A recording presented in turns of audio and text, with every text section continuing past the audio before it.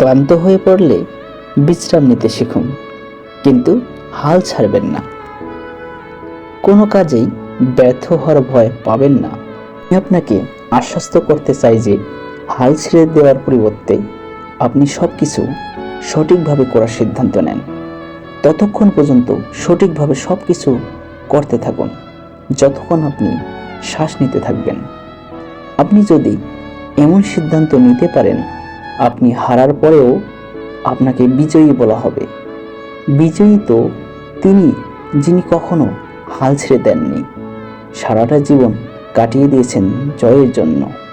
আবার পরাজিত হওয়ার ভয়ে যদি নতুন করে শুরু না করেন, তাহলে আপনি জীবিত হয়েও একজন মৃত মানুষের মতো বেঁচে থাকবেন, যা থেকে একটি নতুন শুরু আশা করা যায় না।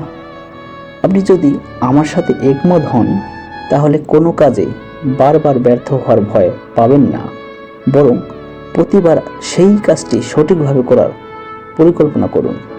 তাহলে দেখবেন প্রতিটি কাজেই আপনি সফলতা পাবেন।